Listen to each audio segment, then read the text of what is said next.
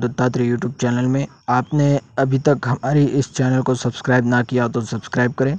Video पसंद आए तो लाइक करें और ना पसंद आए तो डिसलाइक करें। डिस्क्रिप्शन में एक टेलीग्राम ग्रुप की लिंक है, तो वहाँ से जाके आप उस टेलीग्राम ग्रुप में ज्वाइन हो सकते हो। वो आपकी मर्जी हो तो, वरना हम कोई फोर्स वोर्स नहीं कर रहे भाई। तो और चैनल को सब्सक्राइब ना किया हो तो सब्सक्राइब करें, चैनल अच्छा लगता हो तो, वरना नहीं। 5 टॉपिक आज क्लियर करेंगे, सीधी सी बात है। ज़्यादा समय ना लेते हुए 5 टॉपिक क्लियर करेंगे। 5 टॉपिक बता दे रहा हूँ। 5 टॉपिक में सबसे पहला है कि कुंडलिनी क्या है, कुंडलिनी के विषय में हम बताएंगे। दूसरा, मूलाधार क्या है, मूलाधार का तत्व कौन सा है, ठीक है, मूलाधार का स्थान क्या मतलब में कौन सा है, और मूलाधार को किस प्रकार जागृत किया जा सकता है। ये 5 टॉपिक को आज क्लियर करेंगे हम।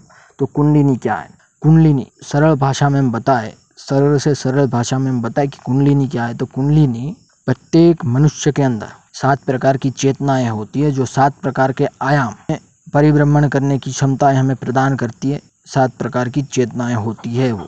तो 7 प्रकार की चेतनाएं यानी कि 7 प्रकार मतलब जो 7 हमारे जो चक्र होते हैं उसके विषय में हम बात कर रहे हैं। तो उसमें से कुंडलिनी जो होती है, कुंडलिनी के 7 चक्र होते हैं, जो हमारा जो शरीर होता है, जो हमारा जो मतलब गुदा मार्ग जो होता है, और जो मतलब पुरुषों के अंदर जो मतलब गुप्तांग होता है, जो गुदा मार्ग होता है, उसके बीच का जो स्थान होता है वहाँ पे होता है मूलाधार। उसी प्रकार 7 चक्र मूलाधार से लेके सहस्त्रार मतलब 7 चक्र होते हैं, जो कि 7 प्रकार की चेतनाएं होती है, जो हमें 7 प्रकार के आयामों में परिभ्रमण करने की क्षमताएं प्रदान करती है, ठीक है। और जो 7वां जो मतलब सहस्त्रार जो होता है, जो सहस्त्रार मतलब में जो चेतना होती है, वो चेतना निर्गुण होती है, यानी कि शून्य, यानी कि समाधि की अवस्था।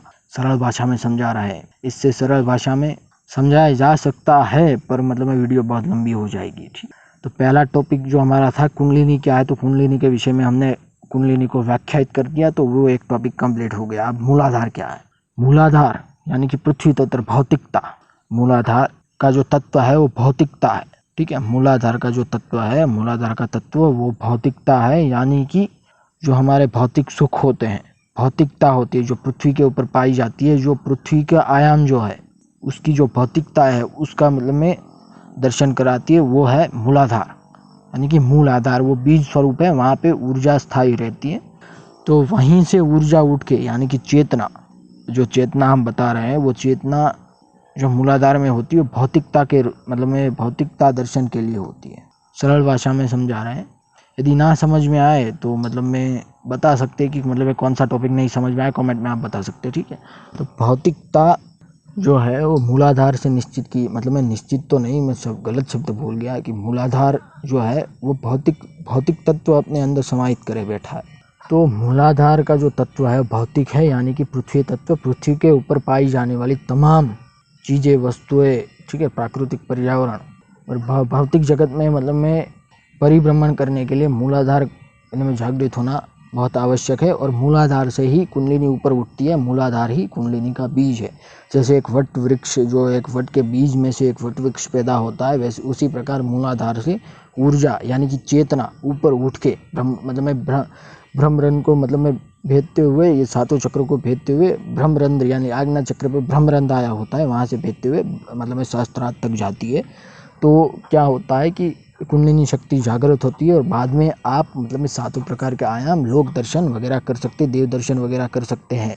तो मूलाधार का तत्व कौन सा है, तत्व वाला क्लियर हो गया। मूलाधार का स्थान कहाँ पे होता है, तो मूलाधार का जो स्थान होता है पुरुषों में जो गुप्तांग होता है, जो गुदा मार्ग होता है, उसके बीच वाला जो स्थान होता है वहाँ पे मूलाधार का स्थान होता है, और मतलब स्त्रियों में भी वैसा ही। तो अब और एक बात की क्लियर हो गया कि मतलब कुंडलिनी क्या है, मूलाधार क्या है, मूलाधार का तत्व कौन सा है। अब जो बाकी रहा वही मूलाधार को कैसे जागृत किया जा सकता है। तो मूलाधार को जागृत करने के लिए कई सारे मार्ग हैं, यानी कि पूरी कुंडलिनी शक्ति को जागृत करने के लिए कई सारे मतलब में मार्ग है। एक होता है मतलब में मुद्रा, जो मुद्राएं होती है ना, मुद्राएं, तो मुद्राओं का मार्ग होता है जिसमें आती है खेचरी मुद्रा और शांभवी मुद्रा, उससे भी जागृत किया जा सकता है मूलाधार, क्या पूरी कुंडलिनी शक्ति उससे जागृत की जा सकती है। दूसरा होता है शक्तिपात से, जो मतलब जिसके पास ब्रह्म ऊर्जा होती है, जो गुरु होता है वो शक्तिपात करता है तो कुंडलिनी शक्ति जागृत होती है। वो सबसे खतरनाक चीज़ रहती है, क्योंकि क्या होता है कि मतलब में एक साथ एक झटके से मतलब में क्या होता है कि ऊर्जा का प्रविष्ट होता है, तब मतलब में कुंडलिनी शक्ति मतलब में बिगड़ने लगती है और मानसिक बीमारी स्थिति हो सकती है। तो वो मतलब में गुरु के सानिध्य में वही चीज़ करना चाहिए। योग भी बहुत खतरनाक चीज़ है, क्योंकि वो शरीर के साथ यानी कि प्राण के साथ खिलवाड़ होता है, तो वो भी गुरु के सानिध्य में किया जा सकता है, करना ही चाहिए गुरु के सानिध्य में, ठीक है। अब जो मतलब में ध्यान का मार्ग होता है, तो वो ध्यान लगा के मतलब में जो होता है वो सबसे सरल और मतलब में बहुत मतलब कम खतरों वाला जो मतलब में होता है वो ध्यान का मार्ग है। तो ध्यान में क्या करना होता है, ध्यान में जो अपना सबसे पहले तो प्राणायाम किया जा सकता है, प्राणायाम करना पड़ता है। प्राणायाम यानी कि उसमें 3 नाड़ियाँ होती है, ईड़ा, पिंगला और सुषुम्ना। जो 3 नाड़ियाँ होती है उनमें ईड़ा, ठीक है, और पिंगला जो होती है वो हमारे दो जो नाक होते हैं, नाक के जो मतलब में 2 मतलब में नसिकाएँ होती है नाक की, उसके साथ मतलब में कनेक्टेड होते हैं, वहाँ पे वायु परिभ्रमण होता है उस नाड़ियों में, ठीक है। ईड़ा और पिंगला में जो सुषुम्ना होती है, सुप्त नाड़ी होती है, उसमें मतलब में मन रहता है, जो मन हो रहता है ना, मन और हृदय में बहुत अंतर होता है। मन जो होता है वो सुषुम्ना के अंदर रहता है, ठीक है। तो इस बात का मतलब में ख्याल रखिए कि मन जो होता है वो सुषुम्ना नाड़ी के अंदर ही रहता है, ना कि दिल के अंदर मन होता है। बहुत मतलब में कहते हैं कि मन कहाँ पे, तो मन मतलब में हृदय में नहीं होता है। मन जो होता है सुषुम्ना नाड़ी के अंदर ही होता है। वहीं से हमें मतलब में मन से हम जैसे हमें कोई मतलब में ख्याल आता है ना मन से, दिल से, तो वो मतलब में सुषुम्ना नाड़ी में मन रहता है। जो प्राण का स्थान होता है, प्राण जो सुषुम्ना नाड़ी होती है, प्राण और मन वहाँ पे रहता है। तो इस बात का आप ध्यान रखिए।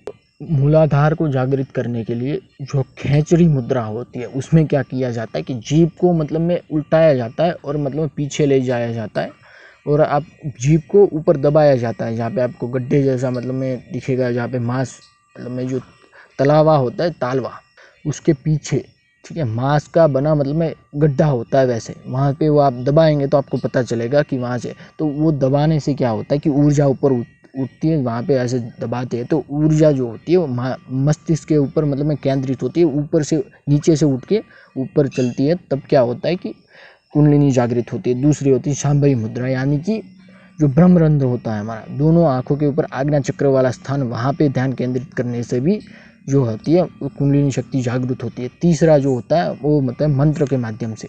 मूलाधार का मंत्र कौन सा है? लम बीज मंत्र जो होता है, लम बीज मंत्र, तो वो मूलाधार का बीज मंत्र है। लम बोलते हैं ना, लम, तो वो जो बीज मंत्र होता है मूलाधार का बीज मंत्र है। तो मूलाधार का जो बीज मंत्र है उसका जाप करने से भी मूलाधार जागृत होता है।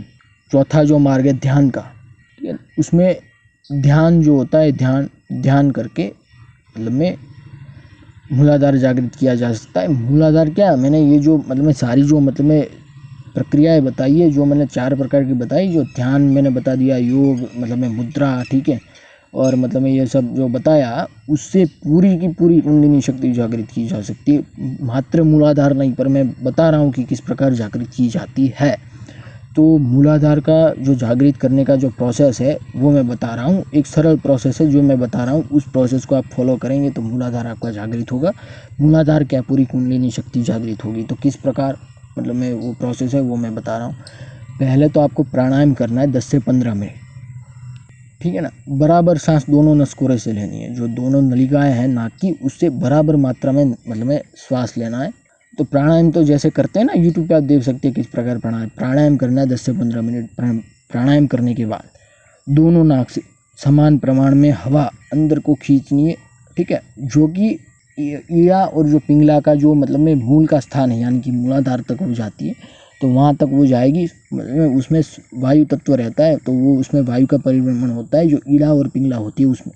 तो वहाँ से जो मूलाधार की तक वो वायु जाती है, दोनों नाक से समान प्रमाण में मतलब में जो है वायु लेनी है, और मतलब में मूलाधार के नीचे तक आपको ऐसा महसूस होगा कि मूलाधार के नीचे तक वो वहाँ तक जो हमारा जो वहाँ पे गुप्तांग और गुदा मार्ग होता है, तो वहाँ पे मूलाधार वहाँ तक वो मतलब में वायु का परिभ्रमण होता है। तो वहाँ तक आपने महसूस करना है कि वहाँ तक वायु पहुँच गई तो पहुँच गई। अब क्या करना है, मूलाधार जैसे आप मतलब में फोटो में सामने आप मतलब में देख रहे थे, मूलाधार की जो सुषुम्ना नाड़ी होती है वहाँ तक आपने केंद्रित करनी है, और सुषुम्ना नाड़ी से ऊपर खींचनी है हवा सुषुम्ना नाड़ी के मूल तक, यानी कि जो हमारे करोड़रज्जु होती है, मतलब में जो पीठ की जो रीढ़ की हड्डी होती है, वहाँ जो मूल होता है वहाँ उसका जो मूल होता है वहाँ पे क्या होता है कि ईड़ा और पिंगला और सुषुम्ना तीनों मतलब में मिलती है, तो वहाँ तक दोनों मतलब में नसकोरों से समान प्रमाण में वायु को अंदर खींचना है और मतलब में मूल तक ले जाना है और सुषुम्ना से ऊपर चढ़ाने की मतलब में क्या करनी है, कोशिश करनी है।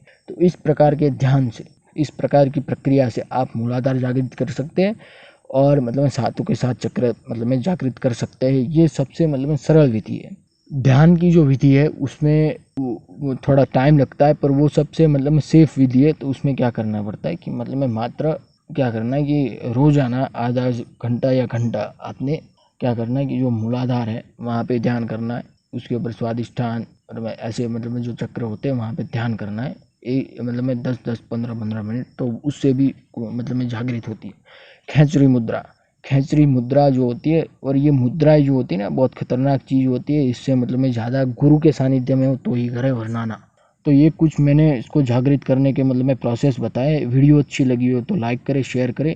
कोई भी प्रश्न हो तो कमेंट बॉक्स में बताए, तो उसका मतलब मैं रिप्लाई देने की मैं पूरी की पूरी कोशिश करूँगा। मतलब मैं वीडियो अच्छी लगे तो लाइक करें, और मतलब मैं चैनल अच्छा लगा हो तो सब्सक्राइब करें, और ना लगा हो तो कुछ ना करिए। ठीक है, वीडियो देखिए और चलते बनिए, और क्या मैं कर सकता हूँ। ठीक, तो ये मैंने कुछ जानकारी दी, अच्छी लगी हो सही है, और क्या।